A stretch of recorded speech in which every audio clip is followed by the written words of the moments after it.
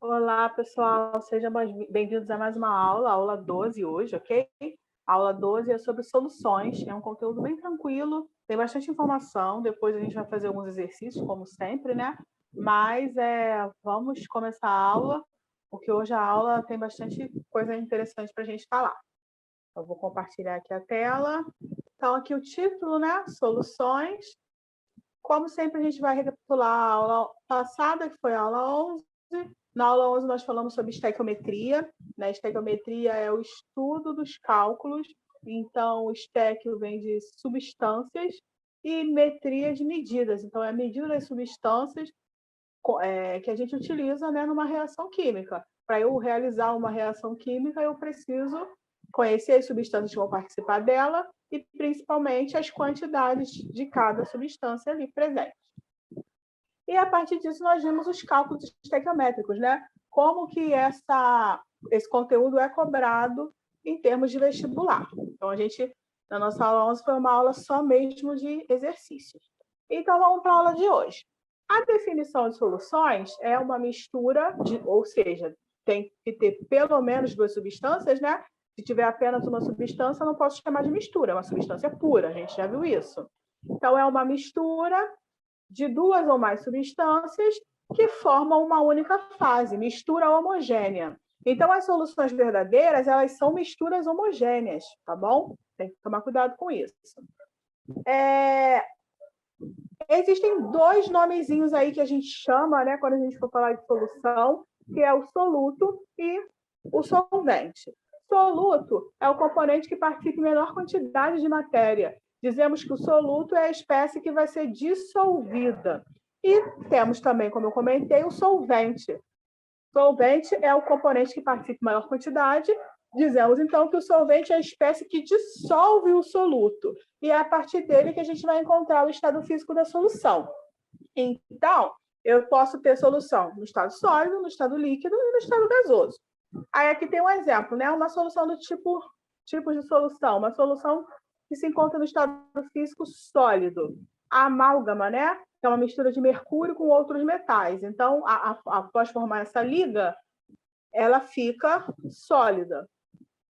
Água do mar é uma solução líquida, né? Então, eu tenho a água, que vai dissolver os sais, né, presentes ali dentro dele. Então, a água vai ser o solvente, ela que vai dissolver os sais e minerais contidos na água do mar, que a gente chama, então, de soluto.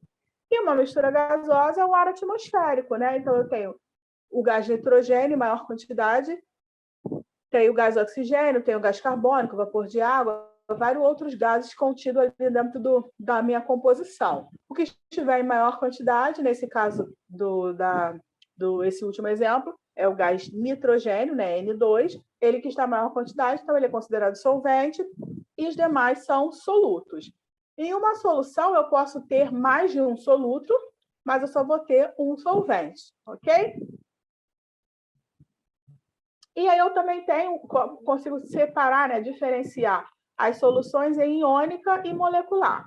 A solução iônica é aquela onde o soluto presente nela é um agregado iônico, né? Então, por exemplo, na água do mar, né? Eu pensando aí nos sais dissolvidos na água do mar, os sais são meus solutos. E sal faz ligação iônica, né? Como a gente já viu, é um agregado iônico. Então, eu posso dizer que a água do mar é uma solução iônica. Já a solução molecular é aquela onde o soluto, presente ali no minha solução, realiza a ligação covalente. Entenderam? Então, por exemplo, água e açúcar, né? O açúcar está dissolvido na água, então o açúcar é o meu soluto. O açúcar é uma molécula, sacarose, né? C12H22O11. É a estrutura, é a fórmula molecular da sacarose, do açúcar. É uma molécula, faz ligação covalente, só tem metais ali presentes. Então, é uma solução do tipo molecular. Falando um pouco sobre a questão de condução elétrica, né? Nas soluções iônicas, os íons, em presença de água, eles vão se dissociar. E aí, esses íons positivo e negativo vão facilitar a passagem de corrente elétrica, porque a eletricidade precisa ter elétrons ali passando na corrente. Então, aqui está uma representação, né? Eu tenho aqui um tablado que tem uma lâmpada ligada. Esse tablado é ligado na tomada, mas vocês estão vendo que aqui o fio está partido. Então, dessas extremidades aqui do fio, eu estou ligando 2 eletrodos e esses eletrodos estão mergulhados em uma solução. Se essa solução for uma solução do tipo iônica, ele vai acender a lâmpada, vai conduzir a eletricidade como está mostrando aqui. Por exemplo, se essa solução for uma solução de água com sal, vai conduzir a eletricidade. Agora, se essa solução for uma solução molecular, água com açúcar, não vai acender, né? Porque o açúcar não tem capacidade de se ionizar, ou seja, não conduz eletricidade, não forma íons, não conduz eletricidade. Algumas substâncias moleculares, né, algumas espécies que realizam ligação covalente, os ácidos mais fortes, ácido sulfúrico, ácido nítrico, até tem essa capacidade, né, de conduzir eletricidade porque eles se ionizam. Mas, geralmente, as soluções moleculares não acenderiam aqui a lâmpada, porque não conduzem eletricidade, não formam íons. Ok?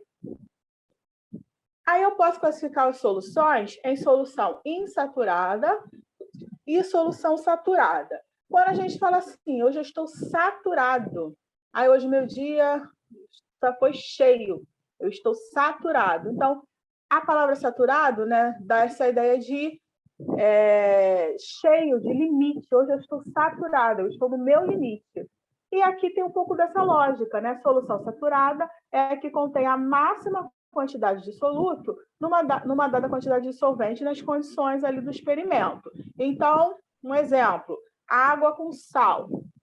A água, em uma determinada temperatura, ela tem uma quantidade de sal que ela dissolve, assim como tem uma quantidade de açúcar que ela dissolve.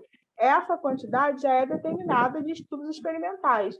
Então, se eu colocar exatamente essa quantidade, eu estou dizendo que a minha solução está saturada, ela está no limite. Se eu colocar menos, ela vai estar insaturada, né? Que é o próximo tópico. Insaturada quer dizer o quê? Está inferior, ainda não atingiu o ponto de saturação. Então, um exemplo, vamos dizer que a 25 graus Celsius, 100 ml de água comportam 26 gramas de água, dissolve 26 gramas de sal de cozinha, né? Cloreto de sódio. Então, se eu colocar as exatas 26 gramas em 100 ml de água, eu estou saturando, porque está no meu limite. Agora, se eu botar 25, 24, 15, ou seja, qualquer valor abaixo do determinado, dos 26 graus, ela vai estar insaturada. E se eu colocar 40, se eu colocar 50? É o que a gente pode observar também. 26 gramas, né, que é a quantidade de saturação, vai se dissolver na água e o restante vai formar o que a gente chama de precipitado, ou corpo de fundo, né? Isso acontece quando a gente faz um suco ou está lá adoçando um café que você coloca o açúcar demais. O açúcar fica lá no fundo. Ah, o café está melado. Na verdade, dá essa sensação de melado porque tem aquele açúcar lá no fundo, porque a quantidade de açúcar ela já é determinada e ela não altera, né? Depois, dependendo da temperatura lá. Ela vai alterar só se você alterar a temperatura. Então, se ela já tem uma temperatura definida, o exemplo de novo do sal, 20 graus, 26 gramas para 100 ml de água, então, se você colocar 50, só 26 vai dissolver. Os outros 24 gramas, né? Vai ficar o quê? Vai ficar embaixo. Quando você faz o café, é isso. O café ele tem aquela quantidade determinada de açúcar que ele comporta. 1 colher, 2 colheres, 5 gramas, 10 gramas. Se você colocar 20 gramas, 10 gramas vai dissolver e os outros 10 gramas vai ficar no fundo. Vai ficar aquela sensação de que o café está melado, né? Mas, na verdade, a capacidade da solução de dissolver, né? do solvente de dissolver um soluto, é definida. Tá ok? E aí eu coloquei um exemplo, né? Aí embaixo, 3 copos, copo 1, 2 e 3. Os 3 estão com água e sacarose. Então, vamos dizer que no copo 1 tem 50 gramas de sacarose. No copo 2 tem 80 gramas de sacarose e no copo 3 tem 100 gramas de sacarose. Qual dos 3 copos a solução está mais concentrada? No que tem maior quantidade de soluto, ok? No copo 3. Mas ele está concentrado em relação a quem? Em relação ao copo 1 e 2, né? Então, eu estou fazendo uma comparação aqui. 50, 80 e 100. Então, o copo 3 está com a maior concentração de soluto, ele está mais concentrado, com a maior quantidade de soluto, né? E quem está mais diluído? Novamente, em relação aos 3, o que tem menos quantidade de soluto, eu digo que está mais diluído. No caso, o copo 1. Mas eu sempre tenho que comparar um com o outro. Ele está mais diluído em relação ao copo 2 e o copo 3. Por quê? Porque ele tem menor quantidade de soluto ali dissolvido. E o copo 3 está mais concentrado em relação ao 1 e ao 2, porque ele tem maior quantidade de soluto ali dissolvido, ok? Então, diluído quando eu tenho uma quantidade menor de soluto, concentrado quando eu tenho uma quantidade maior de soluto. Lógico, sempre comparando um com o outro, ok? E aí a gente vai falar um pouco sobre a questão da influência da temperatura na solubilidade, né? Que é o que a gente chama de coeficiente de solubilidade. Então, aqui eu coloquei um gráfico, né? Esse gráfico está mostrando 3 sais: o nitrato de sódio, a linha verde, o sulfato de sódio, a linha vermelha, e o sulfato de lítio, a linha azul. Aí aqui no eixo Y, a gente tem solubilidade, grama de soluto por 100 gramas de solvente, ou seja, a quantidade marcada aqui no gráfico dissolvido em 100 gramas de solvente. E aqui no eixo X eu tenho a temperatura. Então, vamos analisar primeiro a linha verde, o nitrato de sódio. Ele começa aqui um pouco acima dos 60, né? E ele vai, conforme eu vou aumentando a temperatura, ele vai subindo, subindo, subindo constantemente. No sulfato de sódio, na linha vermelha, ele começa aqui a 0 graus, um pouco abaixo de 30, né? E aí ele dá um pico até 40 graus de temperatura e chega aqui a 60 gramas de soluto dissolvidos em 100 gramas de solvente. Quando chegou no pico dos 60, conforme eu continuo aumentando a temperatura, ele dá uma leve queda e aqui tem uma tendência a ficar estável, né? Mas eu não posso afirmar porque aqui não tem a continuação do gráfico, mas ele dá uma leve queda e parece que vai estabilizar ali ao longo do aumento da temperatura. E eu tenho aqui o sulfato de lítio, que é a linha azul.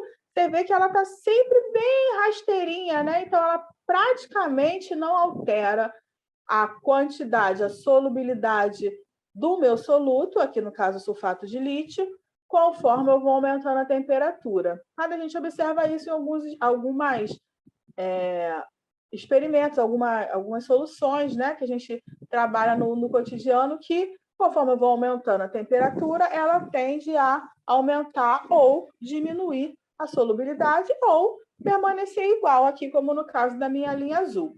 Então, esse gráfico ele serve para a gente analisar o quê? A capacidade de solubilidade da minha substância com o passar da temperatura. Então, aqui ele está marcando alguns pontos, né? Exemplo, o vermelho, sulfato de sódio, na temperatura de 40 graus, a solubilidade dele é um pouco acima de 60, né? Vamos dizer 62, 63 gramas de soluto por 100 gramas de solvente. O nitrato de sódio, a 60 graus de temperatura, ele está aqui, né? Mais ou menos 110 gramas de soluto por 100 gramas de solvente. Então, eu consigo fazer essa análise gráfica, caso me apareça um gráfico assim. E o que eu pode perguntar quando tem um gráfico desse? Qual é a capacidade de solubilidade da linha verde, do nitrato de sódio, a 100 graus? E aqui você marcaria esse ponto aqui e veria que está batendo próximo aos 150. né? Então, ele pode pedir isso, ou ele pode dizer, aqui sempre, lembrando que aqui no gráfico está dizendo, né, que isso é para 100 gramas de solvente. Se ele colocasse 200 gramas de solvente, então seria o dobro. 50 gramas de solvente seria metade. Então, toma cuidado com essas pegadinhas que podem cair aí, ok? Aí, o ponto mais importante para a gente nessa aula é a parte de unidade de concentração, né? Que cai em vestibular. Todo vestibular vai cair em unidade de concentração. Não tem para onde correr. A gente vai trabalhar as principais, né? Tem várias, tem outras, mas senão a aula ia ficar muito longa e tem algumas que já caiu em desuso. Então, a gente vai trabalhar as que com certeza estão nas provas de vestibular. A primeira delas é a concentração comum, que é pela letra C maiúscula. Essa unidade de concentração relaciona, divide a massa do soluto, que eu vou chamar de M, com o volume total da solução, que eu vou chamar de V. No Sistema Internacional, no SI, a gente trabalha com massa em grama e com volume em litro. Então, toma muito cuidado. Por quê? 1 litro são 1.000 ml. Então, geralmente, os exercícios trabalham com unidade em ml. Mas, quando você for fazer o cálculo, você tem que usar unidade litro, que senão vai dar errado, ok? Então, tem que convertê-la na hora. Aí a fórmula, né? Concentração é a massa do soluto em gramas dividido pelo volume da solução em litros. Concentração é o C, é igual a M dividido por V. Eu já falei isso também em algumas aulas. Toda vez que fala relação, para matemática significa divisão, né? Então, a concentração relaciona a massa do soluto com o volume da solução. Então, concentração é a divisão da massa do soluto pelo volume da solução. Também existe a concentração molar, galera. A concentração molar, ela tem a ver com o número de mols, né, que a gente viu na aula passada. Na aula 10, na verdade, que a gente falou de número de mols. E a concentração molar também é chamada de molaridade. Essa unidade de concentração relaciona, novamente, então divide a massa do soluto com desculpa, a massa não. Aqui está com erro. Relaciona o número de mols do soluto, vou consertar aqui, com o volume de solução. Então, vamos voltar aqui. A concentração molar, também chamada de molaridade, relaciona o número de mols do soluto, que a gente representa pela letra N minúscula, com o volume total da solução, V. Novamente, o número de mols é a unidade mol e o volume relatos. Agora vai certo. A concentração molar, também chamada de molaridade, essa unidade relaciona o número de mols, então, relação tem a ver com divisão, né? Relaciona o número de mols do soluto, N, com o volume da solução, V. Traduzindo, né, eu estou dividindo a quantidade de soluto, número de mol, dividido pelo volume em litro. Então, novamente, tem que tomar cuidado, né? Que geralmente a gente trabalha com volume em ml, 1.000 litros, 1 litro são 1.000 ml, caso necessário, tem que fazer a conversão. Então, a fórmula é quantidade de soluto em mol, que é o N, dividido pelo volume V de solução em litros. Só que o número de mols, existe uma formulinha, né, para a gente saber o número de mols, que é essa fórmula aqui. Número de mols pode ser calculado através da expressão ao lado, onde o M indica a massa e o MM é a massa molar. Então, algumas vezes, ele vai pedir aí a concentração molar ou molaridade e você vai precisar achar o número de mols. Antes de você achar o número de mols, você vai ter que, para você achar o número de mols, você vai ter que jogar nessa formulinha aqui. Massa dividido por massa molar, ok? Lógico que esses dados ele tem que te dar para você calcular, né? Você não tem que adivinhar nada. Você vai ter o aparato da tabela periódica, mas ele tem que te dar as informações necessárias para você calcular. Outro que a gente vai ver é o título, né? Também conhecido como porcentagem em massa. Existe porcentagem em massa, porcentagem em volume e porcentagem em massa-volume. Ambos são praticamente a mesma coisa. A gente vai ver aqui.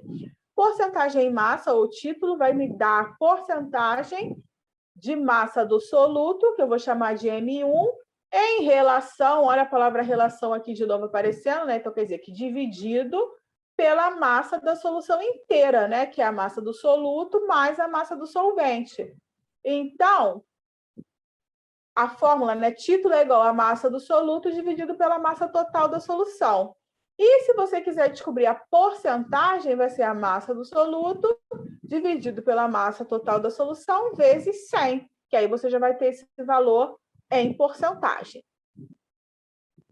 Porcentagem em volume, a mesma ideia, né? Vai ser o teor da porcentagem do volume para gases e líquidos do soluto, que a gente chama de V1, dividido pelo volume da solução total, que é o volume do soluto mais o volume do solvente, ok?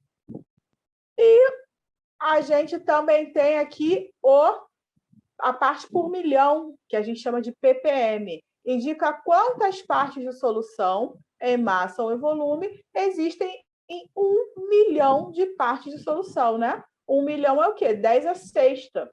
1 acompanhado de 6 zeros.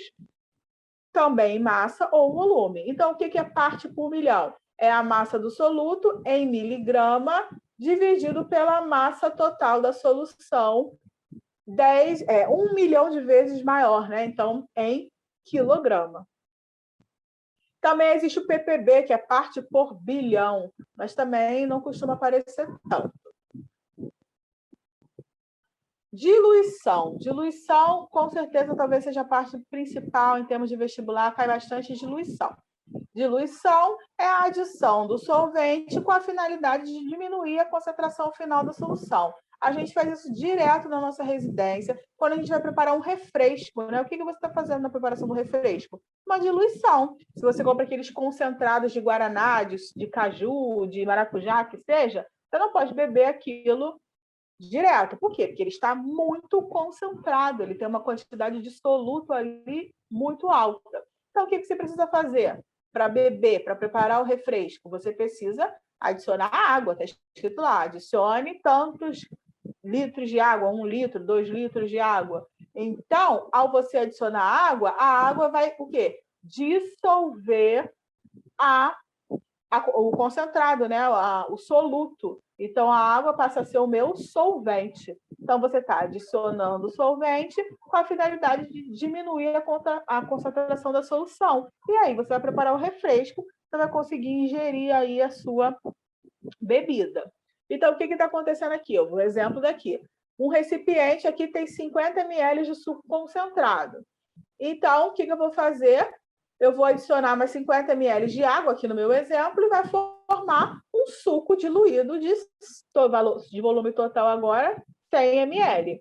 Então, quando eu consigo calcular aqui quanto que eu preciso gastar, quanto que eu preciso utilizar, você vai ter a concentração inicial vezes o volume inicial, tem que ser igual à concentração final vezes o volume final. E quantas vezes você diminuir a concentração aqui, você vai aumentar o seu volume, a mesma proporção, né? E a concentração inicial nunca pode ser menor do que a concentração final, tá? Se ficar menor, você inverteu aí as coisas, então toma cuidado com isso. A gente vai ver isso nos exercícios. E mistura de soluções. Eu vou falar aqui da mistura de soluções de mesmo soluto. Então, uma mistura de soluções ocorre quando duas ou mais soluções que apresentam o mesmo soluto e o mesmo solvente são adicionadas em um único recipiente.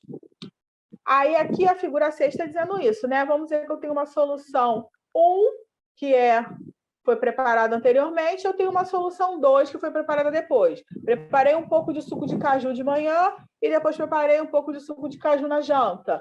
No outro dia, eu quero juntar os dois copos, os dois recipientes. Os dois têm suco de caju, os dois têm água, tem um concentrado, tem açúcar, são iguais? Eu posso misturar. Vai produzir uma nova solução que vai ter concentração diferente e, óbvio, o volume vai ser a soma do volume dos dois, ok? Então, aqui, concentração 1, para eu calcular, né, qual é a concentração final, qual o volume final, eu tenho que jogar na fórmula. Concentração da primeira vezes o volume da primeira, mais concentração da segundo recipiente aí, vezes o volume do segundo recipiente, vai ser igual à concentração do terceiro que foi formado, vezes o volume do terceiro que foi formado. Não é tão difícil quanto parece, né? A gente vai ver em exercícios também como funciona. E agora a gente vai, né, para os finalmente. Vamos exercitar. Lista 11 está lá. Lista 12, desculpa, soluções é aula 12. Lista 12 está lá. Podem já começar a fazer. É conta. Utilizem as formulinhas aqui que eu mostrei para vocês. Mas não deixem de fazer as atividades, porque a gente precisa desse conteúdo, tá? Conteúdo de soluções cai bastante vestibular. Vocês vão ver aqui pela lista que é algo bem cobrado.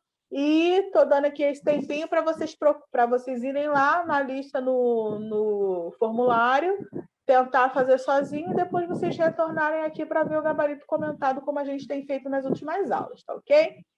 Cuidado com conta, cuidado para não errar bobeira, matemática, né? Às vezes uma continha, uma vírgula, você acaba errando a questão por falta de atenção, tá legal? Então, vão lá no formulário, preencham o formulário, respondam e depois vocês retornem aqui para o gabarito.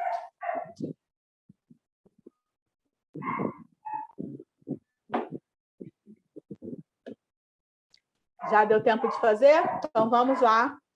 Questão 1.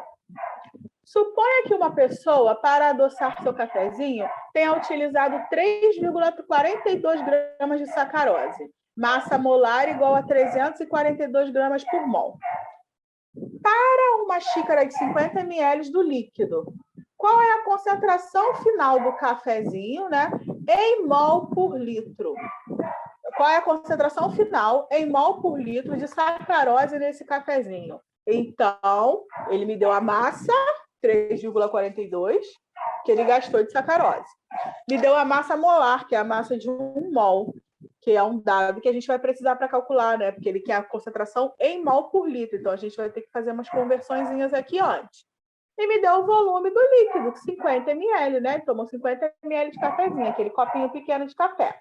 Então, vamos lá para os cálculos. Coloquei todas as informações que ele me deu aqui. Volume 50 ml. Como eu falei com vocês, na fórmula a gente trabalha com volume em litro, ok? Então, já converti. 50 ml são 0,05 litros. Ele me deu a massa de sacarose que ele utilizou para adoçar, 3,42 gramas. E ele me deu a massa molar, que são 342 gramas. Como ele pediu a concentração em mol por litro, mas ele me deu massa, então eu tenho que converter massa para mol. Vou converter como? Utilizando essa formulinha aqui. Número de mols é igual a massa, 3,42, dividido pela massa molar, 342. Aqui, a massa do cafezinho que ele utilizou para adoçar é 100 vezes menor do que a massa total, a massa molar. Então, 100 vezes menor, 0,01, ok? Mol. Então, eu achei o número de mol. Agora, ele pediu a concentração em mol por litro, que é a molaridade. Molaridade é igual a número de mols dividido pelo volume em litro. Então, só agora colocar tudo nos seus lugares. Número de mols foi o que eu acabei de calcular, 0,01. Dividido pelo volume, que era 50 ml, mas tem que estar em litro, 0,05. 0,01 dividido por 0,5 é igual a 0,2 mol por litro, que aí eu tenho que colocar a unidade correta, ok? Quem acertou? Letra B. Quem acertou? Achou difícil? Achou fácil? Enrolado? Tá vendo que o vestibular gosta desse conteúdo, né? Então tem que dar uma atenção especial à parte de matemática. Infelizmente, eles gostam dessa parte de conta, de cálculo matemático, porque eles sabem que é onde a galera acaba errando questão, porque às vezes esquece de converter. Muita gente, eu tenho certeza, que colocou aqui o 50, né? 0,01 dividido por 50. Errou a questão de bobeira. A unidade já fala mol por litro, 50 ml. Tem que tomar cuidado com isso. Questão 2. A hidroponia pode ser definida como uma técnica de produção de vegetais sem necessariamente a presença de solo. Uma das formas de implementação é manter as plantas com suas raízes suspensas, em meio líquido, de onde retiram os nutrientes essenciais. Suponha que um produtor de rúcula hidropônica precise ajustar a concentração do íon nitrato, NO3-, para 0,09 mol por litro, em um tanque de 5.000 litros. E para tanto, tem em mãos uma solução comercial nutritiva de nitrato de cálcio, 90 gramas por litro. As massas molares dos elementos nitrogênio, oxigênio e cálcio são iguais a 14, 16 e 40, respectivamente. Qual o valor mais próximo do volume da solução nutritiva em litros que o produtor deve adicionar ao tanque? Então, ele está dizendo que ele tem um tanque contendo 5.000 litros. E ele tem ele precisa ajustar a solução para esse valor aqui, 0,09 mol de nitrato. E o que ele tem disponível é nitrato de cálcio, 90 gramas por litro. Então, ele vai tirar o íon nitrato aqui do nitrato de cálcio, com essa concentração. Então, ele quer saber qual o valor mais próximo do volume da solução nutritiva em litros que ele vai adicionar ao tanque de 5.000, tá bom? Lembrando que essa questão é uma questão do Enem. Enem não dá tabela periódica, não tem tabela periódica na prova do Enem, mas ele sempre coloca dentro da questão no texto todas as informações necessárias para você fazer a atividade. Então, tá tudo aqui te informando direitinho, ok? Então, vamos para a resolução. Ele disse, né, que ele tem 0,09, a concentração é 0,009 mol por litro de NO3, de NO3-, de íon nitrato. Então, se ele tem 0,009 mol em 1 litro, em 5.000 litros ele vai ter quanto?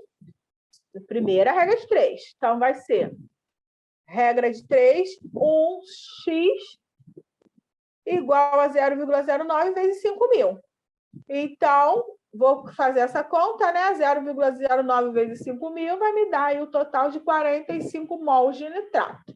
Essa é a quantidade de nitrato que eu tenho no tanque, tá? Que eu preciso para ajustar o tanque. Aí ele disse que ele tem disponível o nitrato de cálcio. Só que a fórmula do nitrato de cálcio é essa aqui, CaNO3,2. Então, a cada mol de nitrato, eu tenho... a cada mol de nitrato de cálcio, eu tenho 2 mols de nitrato disponível. Esse 2 aqui que vai fazer a diferença na nossa questão. Porque aqui ele fala que é o íon nitrato. Só que o nitrato de cálcio tem 2 mols de nitrato para cada mol de nitrato de cálcio. Então, aí eu faço uma nova regra de 3 para eu saber essa minha proporção. Se eu tenho o total que utilizar 45 mol de nitrato no meu tanque de 5.000 litros e cada mol de nitrato de cálcio me fornece 2 mols de nitrato, então quanto que eu vou precisar de nitrato de cálcio? Posso fazer uma nova regra de 3. 1 mol de nitrato de cálcio me produz 2 mols de nitrato. Se eu preciso de 45 mols de nitrato, quanto que eu vou gastar de nitrato de cálcio? Y. Vou gastar o quê? Se eu preciso aqui eu tenho o dobro do que eu tinha no nitrato, né? Eu tenho a quantidade dobrada de nitrato, então eu vou gastar a metade de nitrato de cálcio. Mas você pode resolver a regra de 3. Vai ficar 2y é igual a 45 vezes 1, 45. O 2 está multiplicando, passa para baixo dividindo. Y vai ser igual a 45 dividido por 2, 22,5 mol de nitrato de cálcio. Só que lá na questão, o que ele me falou? Ele falou que a concentração do nitrato de cálcio era 90 gramas por litro. Só que agora ele está trabalhando com mol. E aí que é a questão desse problema, que torna esse problema mais difícil. Porque aí você vai ter que trocar as unidades, né? Eu preciso achar a massa de 1 mol de nitrato de cálcio. Como que eu faço isso? Usando as informações da tabela periódica que ele me deu inserida na questão. A massa do cálcio é 40, a massa do nitrogênio é 14, mas aqui eu tenho 2 nitrogênios, então vai ser 2 vezes 14, mais a massa do oxigênio, que é 16, mas eu tenho 6 oxigênios. Olha, eu tenho 3 dentro e 2 fora. É multiplicação, não soma, ok? Então, 3 vezes 2, 6. 6 vezes 16. Quando eu somar isso tudo, vai dar 164. Então, 164, que é a massa molar do nitrato de cálcio, é 1 mol. 22,5, que é o que eu vou gastar de nitrato de cálcio para produzir 45 mol de nitrato para encher o meu tanque, Z, né? Então, estou fazendo uma terceira regra de 3 aí. Z. E aí, né, fazendo aí a regra de 3, vai ficar Z é igual a 164 vezes 22,5. Isso vai me dar 3.690. Esse é a quantidade de nitrato de cálcio que eu tenho no tanque, que tem 5.000 litros. Só que ele disse que a concentração é 90 gramas para 1 litro. Se eu tenho 3.690 gramas, qual é o volume de nitrato de cálcio que eu tenho que adicionar? Quarta regra de 3. Vou pegar o quê? O 90 e dividir por 3.690. Vai dar aproximadamente aí 41 litros, ok? Essa questão é difícil. São 4 regras de 3, são muitas associações que vocês têm que fazer, e com certeza aí vocês podem ter se perdido, errado algum detalhezinho. Então, é um tipo de questão no Enem. Tem que tomar cuidado, tá? É muito detalhezinho. As questões do Enem são assim, grandes, texto longo, você acaba se perdendo no texto. Então, tem que tomar cuidado com isso. Questão 3. Nos municípios onde foi detectada a resistência do Aedes aegypti, o larvicida tradicional será substituído por outro com concentração 10% volume de um novo princípio ativo. A vantagem desse segundo larvicida é que uma pequena quantidade da emulsão apresenta alta capacidade de atuação, o que permitirá a condução de baixo volume de larvicida pelo agente de combate às endemias. Para evitar erros de manipulação, esse novo larvicida será fornecido em frascos plásticos e para uso em campo. Todo o seu conteúdo deve ser diluído em água até o volume final de 1 litro. O objetivo é obter uma concentração final de 2% em volume do princípio ativo. Que volume de larvicida deve conter o frasco plástico? Essa questão é uma questão de diluição, galera. Ele diz que ele tem uma larvicida com concentração de 10% e ele quer deixá-la de concentração final 2%. Então, se está diminuindo a concentração, ele está diluindo, né? Está falando aqui. Todo o seu conteúdo deve ser diluído em água. Então, o solvente utilizado aí é a água, até o volume final de 1 litro. É uma questão de diluição. Qual é a forma da diluição? Concentração inicial vezes volume inicial é igual a concentração final vezes volume final. Qual é a concentração inicial? 10%. Qual é a concentração final? 2%. Qual é o volume final? 1 litro. Como aqui, ele falou até o volume final de 1 litro. Como aqui as respostas estão em ml, então eu já converti para ml. O volume final vão ficar 1.000 ml, porque aí eu vou ter o volume inicial em ml também. Vocês têm que ter essa sacada, porque lá na hora o tempo é curto. Se você deixasse em litro, ia ficar 1. Só que você ia achar o volume inicial em litro. E aí você ia ter que converter para ml multiplicando por 1.000. Então é melhor já deixar em ml. E o volume inicial é o que ele quer saber. Novamente, agora na questão prática, a concentração inicial sempre vai ser maior do que a concentração final. O volume inicial sempre vai ser menor do que o volume final. Toma cuidado, se você colocar o 2 aqui, o 10 aqui, você vai se embolar e vai errar a questão de bobeira, tá bom? Agora vamos resolver isso aí. Vai ficar 10 VI é igual a 2 vezes 1.000. 2 vezes 1.000 em cima, o 10 está acompanhando o VI multiplicando, vai passar para baixo, dividindo. Então, só cortar um zero com 10 com 10, né? Vai ficar 2 vezes 100, 200 ml. Então, eu preciso de 200 ml do larvicida com concentração 10% para diluir em 1 litro de água e deixá-lo com concentração 2%. Acharam fácil? Acharam médio? Difícil? O texto é grande, assusta, muita informação. As provas do Enem são assim, eles gostam muito de contar essa historinha, mas a questão, né, fica mais tranquila. É mais tranquila as questões do Enem. Essa questão foi considerada uma questão fácil, né, de baixa dificuldade, só jogar na fórmula. 4. O soro fisiológico é uma solução 0,9% massa-volume de cloreto de sódio. De acordo com essa informação, conclui-se que a massa do soluto presente em 500 ml de soro em grama é de... Então, as opções aí. Ele quer saber a massa de soluto, a massa de cloreto de sódio, né? Presente numa solução de 500 ml, naquela garrafinha de soro que a gente compra. Então, o título, né, a porcentagem é 0,9%. Qual é a fórmula do título? Massa do soluto dividido pelo volume da solução, vezes 100, né, porque está em porcentagem. Então, o título é 0,9, a porcentagem 0,9, a massa do soluto é o que eu quero descobrir, chamo de X, o volume é o 500, volume da solução que ele me deu, e aqui eu coloco o 100, que já é da fórmula, né? Porque é porcentagem. Então, estou trabalhando com 100. O 500 está dividindo, passa para cima multiplicando. Então, vai ser 0,9 vezes 500, que vai dar 450. 450, o 100 está multiplicando, vai passar para cá dividindo. 450 dividido por 100, 4,5 gramas. Então, a massa do meu soluto é 4,5 gramas do cloreto de sódio, que estão ali dissolvidos em 500 ml de água. E aí vai resultar na minha solução, que é o soro fisiológico. Tá bom? Tranquila também. Com a fórmula fica mais fácil. Questão 5.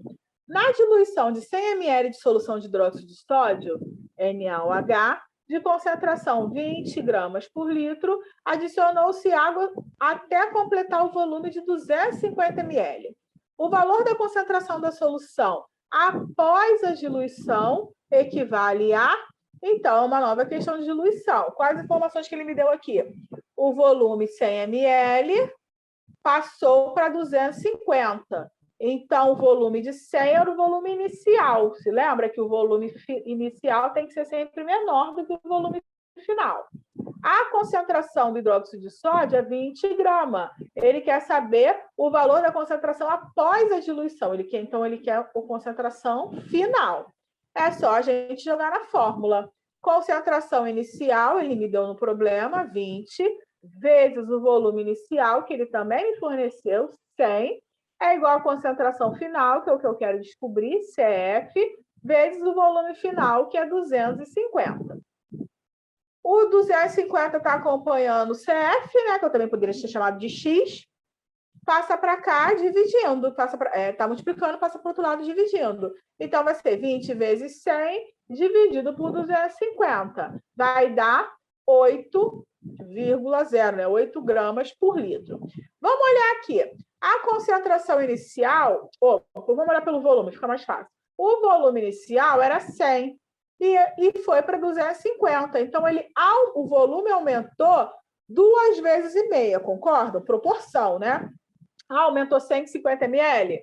Sim, mas a proporção de 100 inicial para 250 final aumentou 2,5, né? Aumentou 2,5 vezes. Se o volume aumenta 2,5 vezes, a concentração vai diminuir 2,5 vezes. Então, a concentração era 20, passou para 8. Se você consegue pegar essa coisa da proporção, quanto que aumentou de volume é o mesmo tanto que ele vai diminuir na concentração. Então, você nem precisa fazer cálculo. Se você tem nessa pegada matemática de proporção, faz de cabeça. Quanto ele aumenta de volume, proporcionalmente, é a mesma proporção que ele tem que diminuir, baixar a concentração dele. Tá bom? Então, galera, mais uma mensagem aí. Estudar abre portas que ultrapassam o conhecimento e trazem resultados que podemos ver e segurar em nossas mãos. Estudar é muito importante, não só questão de vestibular, mas se você tem um interesse num curso, numa área, se você gosta de livros, se você gosta de material, estude mesmo, sempre procure estudar, porque isso traz um conhecimento que abre o nosso mundo, né? É muito bom você ter conhecimento numa área. Essa área, lógico, pode te render monetariamente, né? Porque você pode trabalhar naquela área, mas também pode ser um hobby, pode ser uma aula de culinária que você gosta de cozinhar, você quer aprender uma receita nova, então você vai estudar sobre aquela receita. Estudar é a melhor coisa que a gente pode fazer na nossa vida, porque a gente está guardando conhecimento para nós mesmos e, lógico, né, dividir com quem tiver interesse em áreas afins, mas nos preenche, né? O conhecimento que a gente adquire, com certeza nos preenche, tá bom? Beijão, até semana que vem, aula 13. Vamos começar com Química Orgânica. Química Orgânica é um conteúdo bem extenso, a gente vai ficar aí umas 3 semanas vendo Química Orgânica, mas estamos na reta final, estamos chegando lá e estamos chegando firme e forte.